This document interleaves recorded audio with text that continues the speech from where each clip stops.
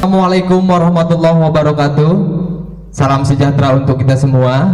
Selamat pagi anak-anakku sekalian. Mudah-mudahan selalu senantiasa diberikan kesehatan oleh Allah Subhanahu wa taala, karena di masa pandemi ini kesehatan merupakan hal yang sangat penting. Maka dari itu saya selalu menghimbau kepada kalian, akan selalu mengingatkan kepada kalian agar senantiasa menjaga kesehatan kalian dengan cara selalu rajin olahraga, makan makanan bergizi, dan selalu mengikuti instruksi pemerintah mengenai protokol kesehatan yang telah ditetapkan. Selanjutnya, perkenalkan, saya Samsul Arifin yang insya Allah akan memandu materi pada pagi hari ini. Ini merupakan materi terakhir di hari ini, setelah tadi ada 2 materi sebelumnya. Nah, materi pada pagi hari ini, materi terakhir, yaitu mengenai pendidikan karakter yang akan disampaikan oleh Ibu Siti Nurjanah SPDI. Dan kebetulan pada kesempatan kali ini Ibu Siti Nurjanah SPDI sudah berada di samping saya. Selamat pagi Ibu. Nanti beliau akan menyampaikan mengenai apa saja yang ada di dalam pendidikan karakter. Tanpa berpanjang waktu, saya akan mempersilahkan kepada Ibu Siti Nurjanah untuk memperkenalkan dirinya terlebih dahulu. Silakan Ibu. Assalamualaikum warahmatullahi wabarakatuh. Waalaikumsalam warahmatullahi wabarakatuh. Alhamdulillah, atas izin Allah pada kesempatan hari ini kita dalam keadaan sehat, dan mudah-mudahan rentetan agenda kegiatan yang sudah kita rencanakan pada PLS tahun ini berjalan dengan lancar dan baik. Saya ucapkan terima kasih banyak kepada yang terhormat Bapak Moderator, Bapak Samsul Arifin SPD, dan saya ucapkan selamat datang dan selamat bergabung pada para peserta PLS di kampus SMK Negeri 1 Cikarang Pusat. Dengan penuh harap di SMK ini nanti para calon siswa-siswi kita bisa menjadikan SMK ini sebagai sebuah wadah wasilah supaya anak-anak kita nanti menjadi pribadi yang sukses dan bermanfaat di masyarakat. Perkenalkan, nama saya Siti Nurjanah. Saya mengajar di SMK pada mata pelajaran Pendidikan Agama Islam untuk kelas 10 jurusan TEI, TKR, dan TP. Baik. Itu merupakan perkenalan singkat yang telah disampaikan oleh Ibu Siti Nurjanah SPDI. Beliau merupakan guru mata pelajaran pendidikan agama Islam. Jadi nanti ketika kalian sudah masuk sekolah dan masuk ke mata pelajaran pendidikan agama Islam, tentu akan bertatapan langsung dengan beliau. Nah, untuk selanjutnya, sebelum saya memberikan materi atau sebelum saya memberikan kesempatan kepada Ibu Siti Nurjanah menyampaikan materi, saya akan menghimbau kepada anak-anak sekalian agar mensubscribe channel YouTube SMK Negeri 1 Cikarang Pusat ini. Untuk apa? Agar channel ini semakin berkembang dan bisa menjadi wadah kalian dalam berkreativitas, dalam menuangkan imajinasi kalian, menuangkan inovasi kalian ke dalam channel SMK Negeri 1 Cikarang Pusat ini. Maka dari itu, saya himbau agar kalian mensubscribe terlebih dahulu sebelum nanti mendengarkan materi dari Ibu Siti Nurjanah SPDI. Langsung saja kepada Ibu Siti Nurjanah untuk menyampaikan materi mengenai pendidikan karakter. Silakan Ibu. Baik, terima kasih. Materi penguatan pendidikan karakter di lingkungan SMK. Di sini langsung saja kepada definisi pendidikan karakter. Saya kutip dari Russell Williams, menggambarkan bahwa karakter laksana otot yang akan menjadi lembek jika tidak dilatih. Dengan latihan demi latihan, maka otot-otot karakter akan menjadi kuat dan akan mewujud menjadi kebiasaan. Orang yang berkarakter tidak melaksanakan suatu aktivitas karena takut akan hukuman, tetapi karena mencintai kebaikan. Karena cinta itulah maka muncul keinginan untuk berbuat baik. Nah, di sini pentingnya penguatan pendidikan karakter dalam lingkungan pendidikan, karena harapan kami seluruh siswa-siswi memiliki pribadi karakter yang ditanamkan melalui pembiasaan-pembiasaan di lingkungan sekolah yang kemudian melekat menjadi sebuah karakter yang bisa diimplementasikan dalam kehidupan di masyarakat. Nah, itu butuh dilatih, butuh dibiasakan, termasuk juga dicontohkan dalam lingkungan pendidikan oleh figur para ibu dewan guru dan seluruh warga sekolah. Ada beberapa karakter yang ditekankan di lingkungan SMK. Yang pertama karakter religius, yang kedua karakter sehat, yang ketiga karakter cerdas, dan yang keempat karakter produktif. Jadi ada 4 penekanan karakter di lingkungan SMK. Bahasan yang pertama adalah karakter religius. Karakter religius adalah sebuah sikap seseorang yang menunjukkan bahwa seseorang itu merupakan pribadi yang taat terhadap aturan agama yang dianutnya. Nah, di sini terbagi 2 nilai. Yang pertama hablum minallah dan yang kedua hablum minannas.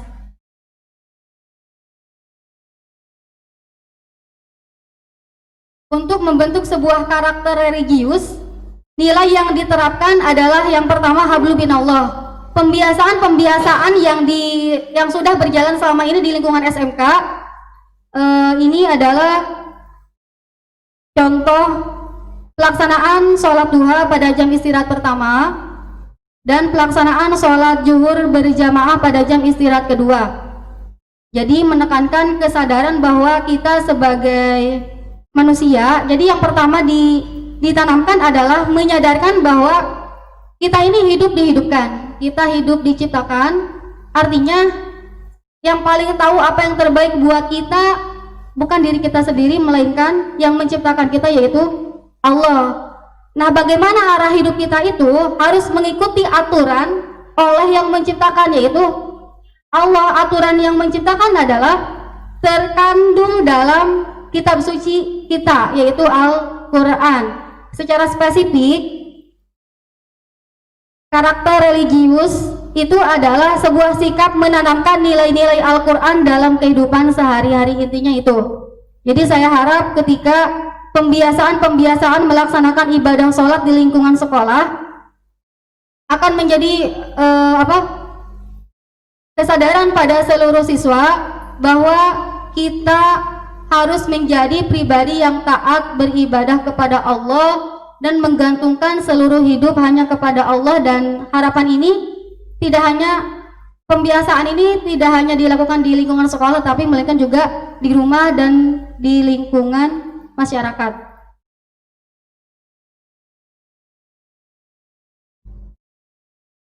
Poin kedua dari penanaman karakter religius, di sini saya mengutip ayat Al-Quran surat Ar-Ra'd ayat 28. Saya bacakan. A'udzubillahi minasyaitonirrajim. Alladzina amanu wa tatma'innu qulubuhum bidzikrillah, ala bidzikrillahi tatma'innul qulub. Yang artinya wallahu a'lam bil murad, orang-orang yang beriman dan hati mereka menjadi tentram disebabkan karena mengingat Allah. Sungguh hanya dengan mengingat Allah hati menjadi tentram. Nah, hablum minallah dengan kaitannya menanamkan karakter religius di lingkungan sekolah. Di SMK kita ada juga kegiatan rohis yang dilaksanakan pada Jumat pagi.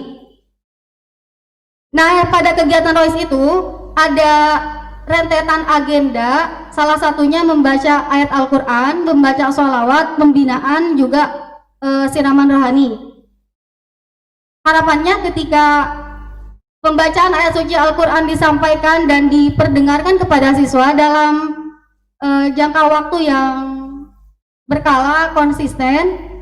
Nah, ini merujuk pada surat Ar-Ra'd yang saya baca tadi. Harapannya adalah siswa-siswi kita menjadi pribadi yang lunak hatinya gitu. Jadi mudah menerima wawasan yang disampaikan oleh para guru dan mudah menerima pesan-pesan yang disampaikan oleh para guru. Harapannya itu.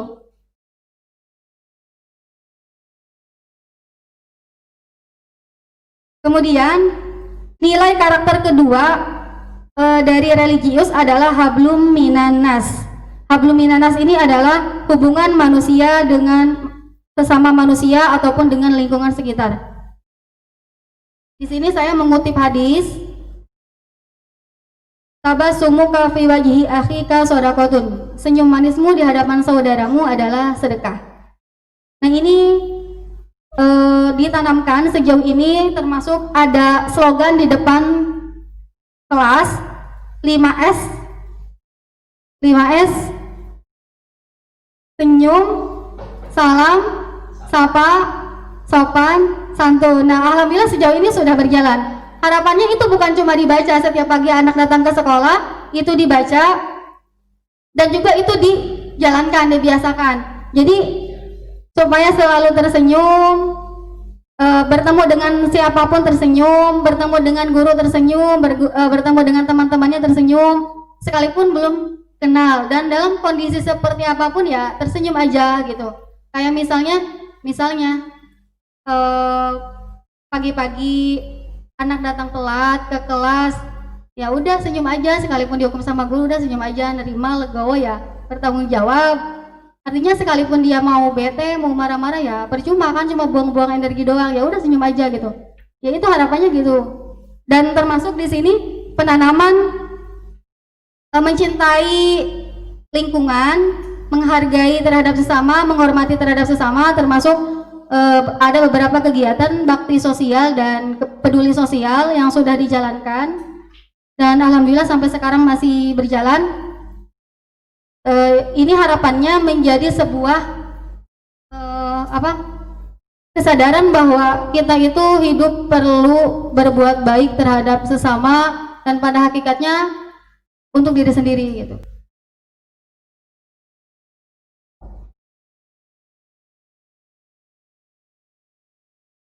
Karakter yang kedua yang ditekankan untuk ditanamkan di lingkungan sekolah adalah karakter sehat.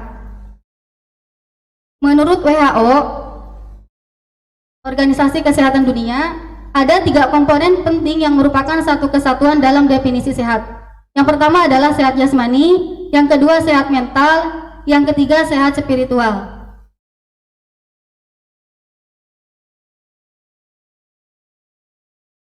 Contoh sehat jasmani. Ini saya tampilkan beberapa potret teman-teman. Sehat jasmani itu adalah para siswa datang ke sekolah dalam kondisi rapi, bersih, yang tentunya sudah mandi, sudah siap, artinya menunjukkan bahwa dia sudah menjadi pribadi yang siap untuk belajar dan menerima pembelajaran. Nah, ini penting. Ini penting karena tidak sedikit kita temukan di lingkungan sekolah, anak-anak tuh datang ke sekolah dengan kondisi malas, rambut aut-autan. Nah, ini juga ada potret contoh yang tidak boleh ditiru dan termasuk kategori tidak sehat jasmani. Memakai pakaian yang tidak sesuai dengan ketentuan sekolah itu karakter yang tidak sehat secara jasmani. Karena dia tidak percaya diri menampilkan dirinya. Kemudian rambut aut-autan itu contoh tidak sehat jasmani. Kemudian mata merah, kurang tidur, kurang lemes, kurang makan, atau kurang perhatian, itu bisa jadi terindikasi dia tidak sehat secara jasmani. Dan kalau itu dibiasakan, khawatir ketika dia datang ke sekolah, dia masuk ke kelas, ikut pembelajaran, dia nggak konsen. Jadi sehat jasmani itu penting ditanamkan, merasa perlu sekali mencakup ini kesehatan ya, jadi supaya menjadi pribadi yang rapi, dan ini kalau sudah dibiasakan di lingkungan sekolah, insya Allah nanti ketika mereka sudah terjun ke masyarakat, entah ketika kuliah, entah ketika ke perusahaan atau dimanapun, mereka akan tetap menjadi pribadi yang bersih dan rapi karena sudah dibiasakan di lingkungan sekolah gitu. Selanjutnya, sehat mental. Karakter sehat yang ditanamkan yang kedua adalah sehat mental, yaitu menunjukkan sebuah kesehatan secara sikap dan kepribadian. Nah, ini yang contohnya sehat mental dibutuhkan sebuah pembekalan wawasan, pembekalan pemahaman tentang perlunya memiliki sikap dan kepribadian baik. Dan ini contoh yang tidak sehat mental, pribadinya malas, tidak bertanggung jawab, kemudian apa sih, suka bergantung ke orang. Nah itu berarti mentalnya yang tidak siap, tidak mendapatkan kepercayaan diri, suka ngelamun, ngahulang. Nah ini saya ambil potret salah satunya. Nah itu artinya dia tidak siap mental, tidak ada kesiapan jiwanya untuk belajar ketika dia datang ke sekolah gitu. Makanya kalau di kelas ditemukan ada anak-anak yang tidur ngahulang, ya jangan salahkan kalau ada sentilan di balik pakai pulpen gitu misalnya, karena kita meluruskan kamu salah, kamu tidak siap secara mental, kamu harus siap mengikuti pelajaran. Itu menunjukkan bahwa anak itu dididik supaya dia siap secara mental. Yang ketiga, sehat spiritual. Nah ini contoh sehat spiritual, ada pembekalan yang dilakukan dalam 1 pekan, ada di kegiatan rohis dan di kegiatan upacara juga. Itu ada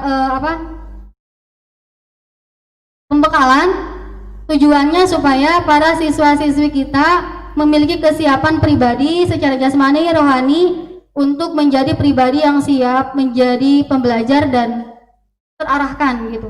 Nah ini contoh yang tidak sehat spiritual, kurangnya wawasan, kurangnya pemahaman dan tuntunan agama dalam bertindak. Makanya mereka melakukan apapun semaunya tanpa mengindahkan norma-norma yang berlaku di masyarakat.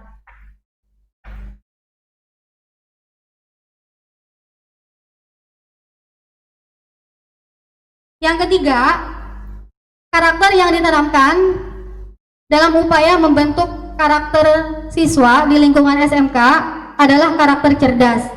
Menurut Kamus Besar Bahasa Indonesia, cerdas adalah sempurna perkembangan akal budi dalam berpikir, mengerti, dan lain sebagainya. Di sini saya kerucutkan pengertian cerdas adalah optimalisasi dari fungsi akal manusia. Optimalisasi dari fungsi akal manusia, saya mengutip salah satu istilah dalam bahasa Arab, al-aqlu allazi yufarriqu bainal haq wal batil. Akal itu adalah pembeda antara mana yang benar dan mana yang salah. Mana yang benar dan mana yang salah.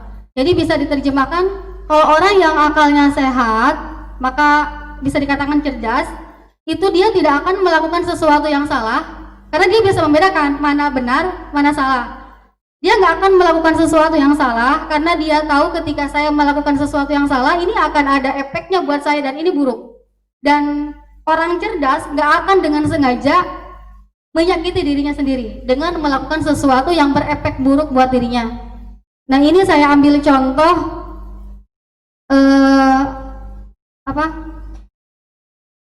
sanksi untuk siswa yang datang terlambat melaksanakan sholat duha dan sholawat sedang trending. Alhamdulillah di SMK 1 Cikarang Pusat sudah berjalan dari tahun-tahun yang lalu. Doakan agar selalu melahirkan generasi yang berkualitas dalam imtak dan iptek.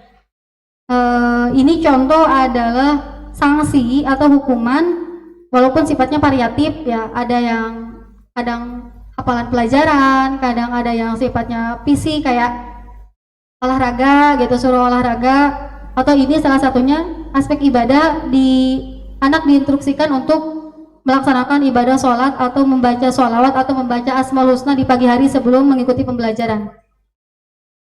Ini tujuannya supaya mengarahkan, menyadari bahwa kamu jangan melakukan sesuatu yang salah. Kita sudah mengarahkan ini yang benar, ini yang baik, ini yang salah, ini yang buruk, maka kamu harus mampu selektif, akal kamu fungsikan, optimalisasikan fungsinya, bahwa yang baik yang dikerjakan, yang benar yang dikerjakan, sesuai aturan yang berlaku di lingkungan sekolah kita. Jangan melakukan sesuatu yang jelas-jelas ada aturannya untuk tidak boleh dilakukan. Nah ketika ada hukuman itu tujuannya adalah meluruskan cara pandang siswa bahwa kita harus bersikap dan perilaku hanya melakukan sesuatu yang baik menurut akal sehat kita juga baik gitu. Contoh gini, Kalau anak-anak kan apa? Kalau mereka bercanda dengan sesama teman gitu Pak, kadang kita dengar, maaf ya saya sampaikan bahasanya mungkin kurang enak didengar, kayak ih maneh teu hideng gitu. Kita sering dengar-dengar kayak gitu. Itu merupakan sebuah lontaran ekspresif kepada seseorang ketika seseorang melakukan sesuatu tindakan yang salah, yang tidak dibenarkan. Kata teu hideng itu kan artinya tidak berakal, tidak fungsi akalnya, dan itu tidak cerdas. Itu maksudnya. Artinya tidak berfungsi akalnya dengan baik, dia tidak berkarakter cerdas. Itu dilihat dari kebiasaannya melakukan sesuatu tindakan yang salah. Itu. Jadi ketika ada sanksi bukan kita benci, bukan kita sayang, nggak sayang, tapi justru karena kita sayang sama anak-anak, makanya ketika mereka salah kami luruskan. Malah salah sekali ketika guru membiarkan anak didiknya salah di lingkungan sekolah. Yang terakhir, karakter yang ditekankan, yang ditanamkan dalam lingkungan sekolah adalah karakter produktif. Definisinya adalah sebuah sikap yang ingin terus-menerus berkarya dan menghasilkan sesuatu yang ada manfaatnya baik untuk diri sendiri maupun orang lain. Orang yang produktif adalah orang yang tidak menganggur atau membuang-buang waktu, memiliki banyak hal yang bisa dilakukan serta tidak pernah berhenti untuk berusaha dalam hal apapun. Saya juga mengutip sebuah hadis, khairun nas anfa'uhum linnas, sebaik-baik manusia adalah yang bermanfaat untuk orang lain. Langsung ke ciri-ciri produktif itu sendiri ada 3. Yang pertama adalah orang produktif harus memiliki skala prioritas. Harus memiliki skala prioritas. Di sini kenapa saya menggambarkan jam ya? Karena ibaratnya jam yang terus berdetak dan berputar, tidak akan berputar dalam berlawanan arah. Begitupun fase kehidupan. Begitupun fase kehidupan akan terus berjalan dari 1, 2, 3, 4, 5 dan seterusnya. Nah, ini juga saya gambarkan, kita akan melewati fase pertama, kita akan melewati fase anak-anak, kemudian fase sekolah, fase remaja, kemudian fase dewasa, menikah, kemudian fase orang tua, kerja dan lain sebagainya. Artinya harus ditanamkan orang yang produktif itu harus punya kesadaran, saya sekarang berperan di mana, kalau arah jarum jam saya sekarang di angka mana, maka maksimalkan di angka itu. Sekarang sebagai pelajar, maka maksimalkan peran kalian sebagai seorang pelajar. Yang fungsinya, yang kegiatannya, ya belajar, mengikuti rentetan kegiatan baik di kelas maupun di luar kelas, kayak ekstrakurikuler dan lain sebagainya. Itu manfaatkan waktu sebaik mungkin. Jadi nggak usah melakukan hal-hal yang nggak penting yang nggak penting untuk dilakukan atau diekspresikan oleh seorang pelajar. Contoh, maaf ya, saya paling ini sama anak siswi yang pakai make up berlebihan, yang merah gitu ya Pak. Nah itu kenapa ada sanksi? Di situ pasti ada sanksi karena melanggar aturan sekolah. Nah itu tujuannya kita menyadarkan bahwa peran kamu sekarang sebagai pelajar. Anggap saja kamu sekarang di angka 3. Kamu sebagai pelajar, kamu sebagai siswi, kamu fokus aja belajar, berpenampilan sewajarnya, selayaknya sebagaimana seorang pelajar gitu.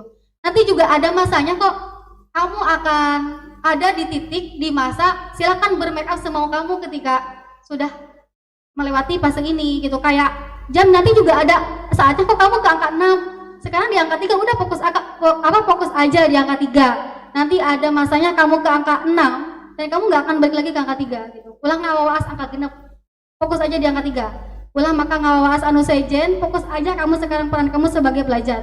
Jadi termasuk ya, ini kan ada fase-fase yang saya sebutkan tadi, fase menikah atau fase kerja.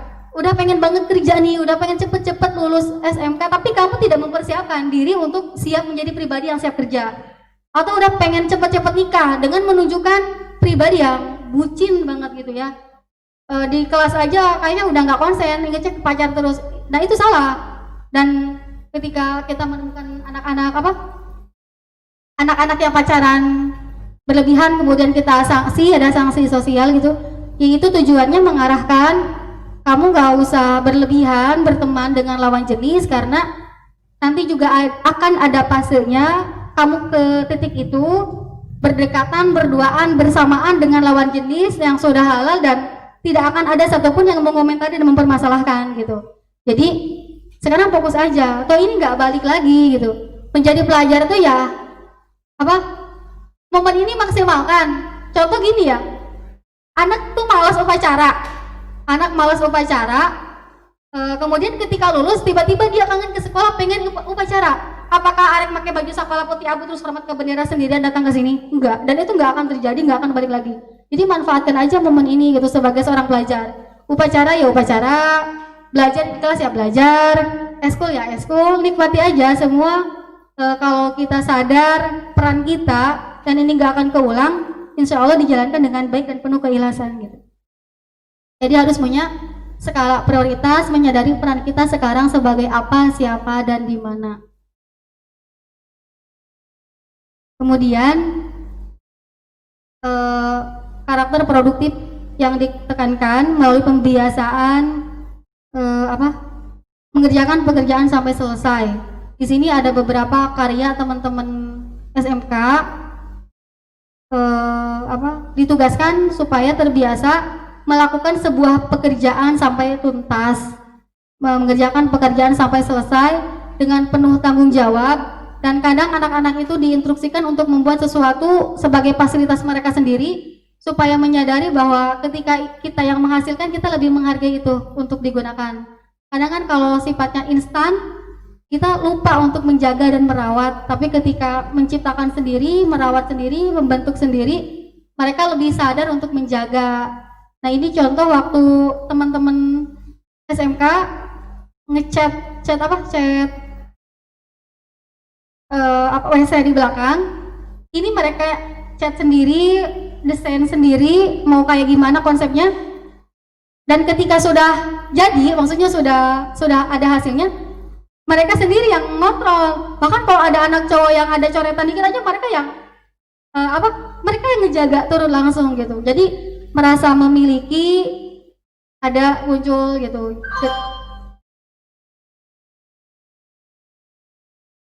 Oke, dilanjutkan. Yang terakhir, karakter produktif ditanamkan dengan pembiasaan fokus dalam segala hal. Fokus dalam segala hal dalam arti harus punya target, harus punya mimpi, harus mau tekun menjalani sesuai komitmen yang sudah ada. Ini saya contohkan sebuah karya anak-anak siswi SMK yang pertama punya inisiatif untuk bisa menghasilkan supaya tidak banyak membebankan orang tua. Awalnya dari itu inisiatif mereka, kemudian dalam kegiatan keputihan saya arahkan silahkan berwirausaha.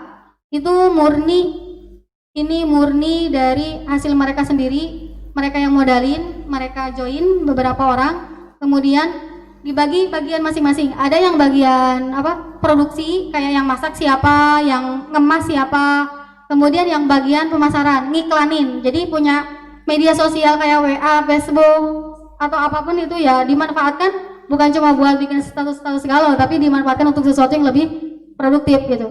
Nah, ini jalan lama banget, gak tahu 1 tahun atau kurang lebih lah segitu. Dan ini kan butuh fokus. Di situ ada masalah entah dengan teman-teman saling mengandalkan, ada kesalahpahaman karena di situ di bawah instruksi saya sampai ada berita-berita miring bahwa apapun lah gitu ya. Tapi ketika mereka sadari ini niat baik, mereka intinya mereka fokus. Tapi bukan berarti tidak ada kendala. Sampai kemudian dari masing-masing itu ngumpulin 10.000 sampai terkumpul pertama tuh 70.000, tahap 70.000 yang saya ingat, sampai terkumpul 2 juta, dan itu uang mereka semua murni, saya nggak bantu apapun, cuma fasilitas tempat aja gitu. Jadi intinya dalam hal apapun kita butuh fokus. Ini contoh pembiasaan yang ditanamkan di lingkungan sekolah. Ketika ada instruksi dari guru, lakukan ini, maka fokus lakukan. Termasuk saya juga berharap calon siswa-siswi sekarang peserta PLS tahun 2020 awali niat dengan baik untuk belajar di SMK, karena ini penting menjadi energi yang akan muncul selama dia di SMK untuk menjalani manis pahitnya berada di lingkungan SMK. Jadi awali niatnya yang baik. Kalau dari awalnya udah asal masuk SMK aja ya, jadi jangan salah kan kalau di tengah-tengah gitu ditemukan banyak anak-anak yang sekolahnya ya mau enggak gitu, nyampe warung, nyampe gerbang, karena niat dari awalnya nggak jelas. Maka dari itu saya tekankan, punya niat yang baik, luruskan. Kamu niatkan baik, ibadah karena Allah, menuntut ilmu. Yang kedua, membanggakan orang tua. Nanti itu menjadi energi masuk sekolah dengan berbagai proses adaptasi dengan guru, dengan teman-teman, dengan lingkungan, dengan aturannya juga. Kemudian dengan berbagai kendala pelajaran, susah, dulu nggak ada nih praktek begini, sekarang di SMK begini. Nah, ketika ada kendala-kendala seperti itu yang kamu anggap sulit, kalau niat dari awalnya sudah baik, itu insya Allah tetap ada energi aja buat ngejalanin sampai akhir. Itu mungkin saya cukupkan. Baik.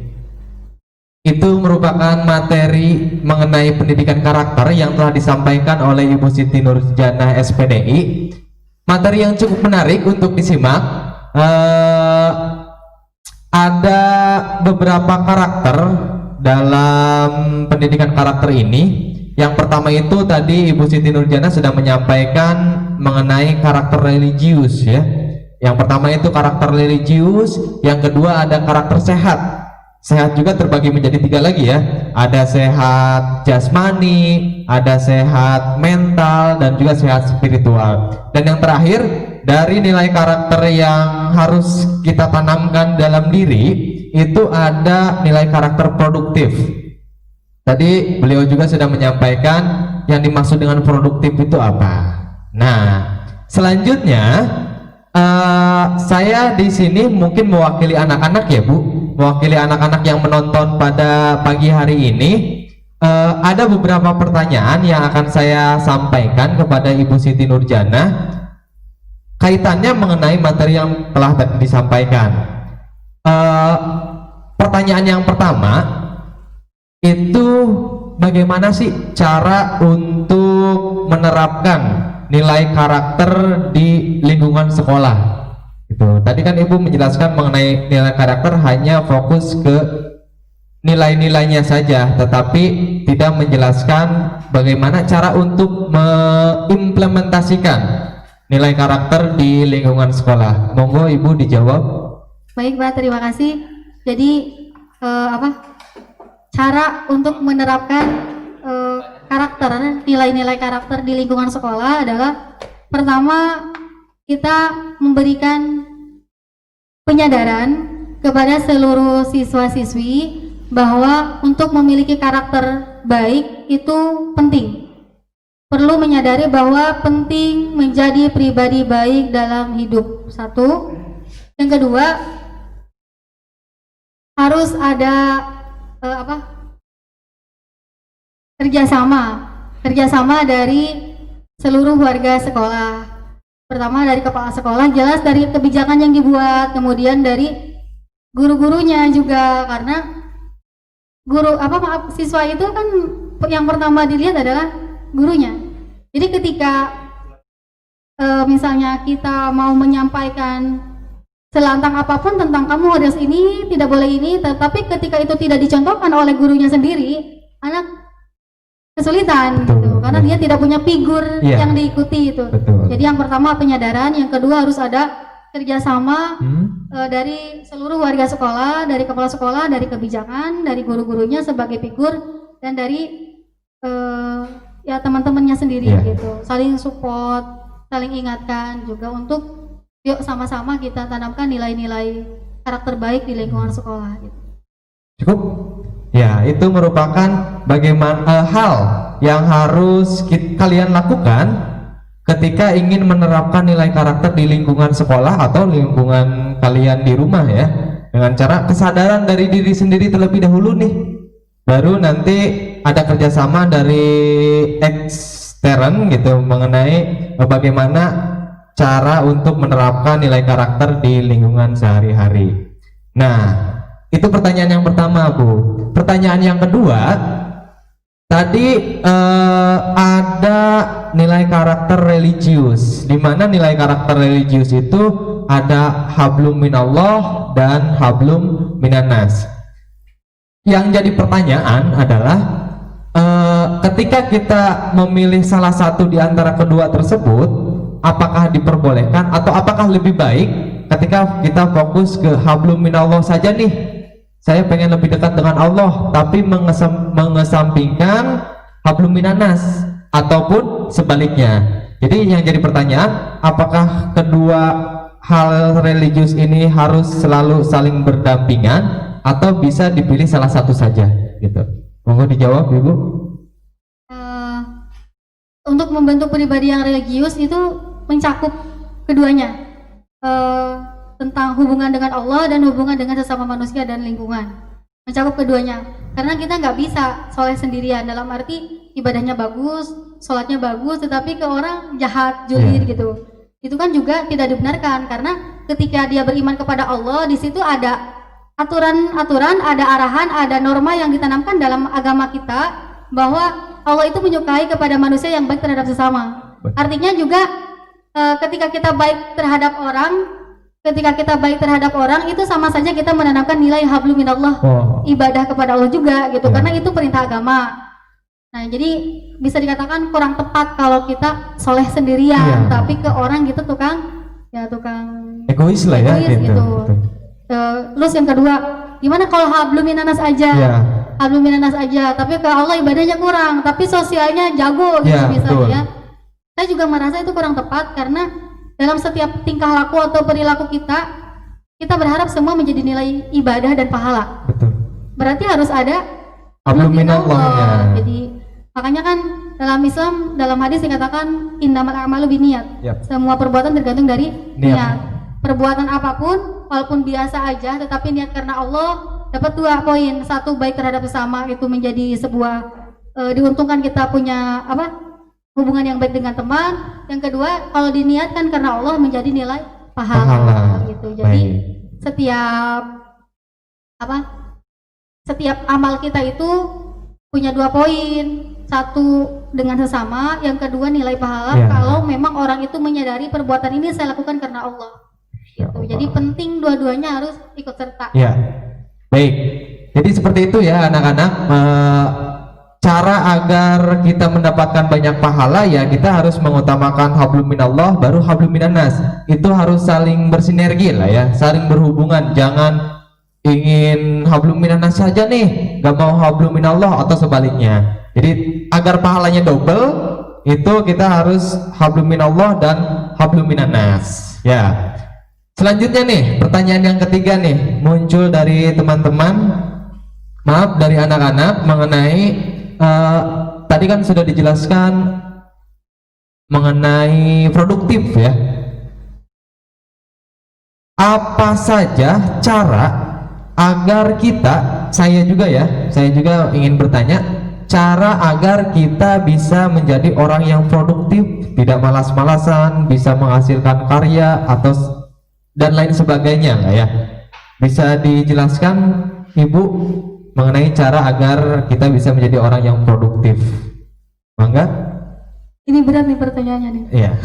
Jadi kalau ditanyakan bagaimana caranya supaya kita menjadi pribadi yang produktif, kayaknya kita hidup itu belajar seumur hidup ya. Artinya saya juga belajar untuk menjadi pribadi yang produktif. Tetapi ketika mengarahkan itu ke anak-anak, yang saya tekankan adalah menyadari, tadi sudah dibahas kayaknya di hadis, tentang hadis khairun nas anfa'uhum linnas, sebaik-baik manusia adalah yang bermanfaat bagi sesama. Itu ditanamkan dalam mindset kita semua, sebaik-baik manusia adalah yang bermanfaat buat sesama. Kalau itu ditanamkan, artinya kita tidak akan menjadi pribadi yang hanya mementingkan diri sendiri. tidak hanya mementingkan diri sendiri.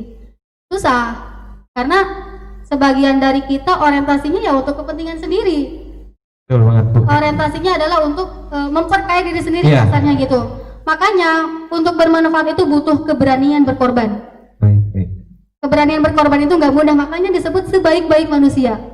Keberanian berkorban, mengorbankan pikiran, bahkan tenaga, mengorbankan harta, bahkan mungkin mengorbankan perasaan. Nah, itu salah satunya bisa jadi pertama tanamkan itu dulu bahwa untuk menjadi pribadi yang mau bermanfaat itu perintah Allah dan itu jadi nilai ibadah. Kemudian itu memang susah, tadi saya katakan susah. Contoh gini, untuk pelajar memanfaatkan diri, walaupun untuk memberi karya belum mampu misalnya ya, minimal memanfaatkan diri, mau berkreasi, mau mengembangkan potensi di ekstrakurikuler, itu pasti sebagian anak-anak mikir, duh Bu, capek, buang waktu, mending tiduran di rumah main game. Makanya tadi, untuk bermanfaat itu butuh keberanian mengorbankan apapun gitu. Baik. Makanya dikatakan sebaik-baik manusia karena langka gitu. Betul. Gitu. Jadi intinya tanamkan pada diri kita harus punya keberanian berkorban untuk memanfaatkan apapun potensi yang ada dalam diri kita supaya menjadi nilai ibadah. Betul. Gitu. Intinya itu sih mungkin. Baik. Nah, itu paparan mengenai biar kita bisa jadi produktif itu ya kita harus rela untuk mengorbankan semuanya gitu ya, tidak tanpa terkecuali lah ya. Nah, ini pertanyaan terakhir yang akan saya tanyakan kepada Ibu Siti Nurjana SPDI mengenai cerdas. Tadi cerdas itu disampaikan bahwa orang yang memiliki akal dan akalnya digunakan gitu ya atau diimplementasikan. Yang jadi kekhawatiran saya atau kebingungan saya, cerdas dengan pintar itu bedanya apa sih gitu? Apakah cerdas saja cukup atau pintar saja cukup atau kita harus cerdas plus pintar atau seperti apa gitu Bu? Silahkan dijelaskan. Ini moderator luar biasa pertanyaannya dari awal. Jadi tadi sudah cerdas ya yang sudah dibahas. Sekarang pinter. Kalau pinter itu ini versi saya, mohon maaf kalau banyak kekurangan. Iya, apa-apa Ibu. Kalau pinter itu adalah apa ya? Kemampuan seseorang dalam memahami sesuatu. Jadi keilmuan seseorang, wawasan atau pengetahuan yang dimiliki seseorang dalam terhadap sesuatu hal. Itu pinter gitu. Itu kayak misalnya kita mempelajari mata pelajaran satu, anak-anak misalnya pelajaran satu dikuasai, paham, nah itu pintar. Itu pintar gitu. Itu versi saya, tapi Allah bener apa enggak? Itu pintar. Nah, kalau cerdas sendiri adalah tadi. Jadi cerdas itu berakal. Iya, mengoptimalkan fungsi dari akalnya gitu. Jadi jelas harus pintar. Kalau orang cerdas itu harus pintar karena dia nggak mampu membedakan mana yang baik dan benar, mengoptimalkan fungsi dari otaknya itu, fungsi dari akalnya, kalau wawasan dan keilmuannya terbatas. Gitu. Jadi orang cerdas itu pasti pintar, tapi orang pintar belum tentu cerdas. Contohnya kan kayak misalnya kita temukan banyak anak-anak yang secara akademik nilainya bagus, tapi kita temukan dia kok bolos misalnya kan, dia kok ketahuan misalnya jahat sama temennya gitu, berarti kan dia pintar secara keilmuan, secara akademik nilainya bagus-bagus gitu, memahami materi, tetapi tidak cerdas karena akalnya tidak dia fungsikan dengan baik, tidak mampu dia kendalikan ketika sesuatu yang salah itu nggak harus dilakukan gitu. Itu sepertinya jadi cerdas itu mencakup pintar, tapi pintar tidak mencakup cerdas. Baik. Ya. Untuk selanjutnya, nah tadi itu pemaparan mengenai perbedaan antara pintar dan cerdas. Jadi orang cerdas itu sudah pasti pintar ya. Tapi kalau untuk orang pintar itu ya ada yang cerdas, ada yang hanya sebatas pintar saja gitu. Nah, baik, itu 4 pertanyaan yang sudah saya tanyakan kepada Ibu Siti Nurjana dan alhamdulillah sudah terjawab.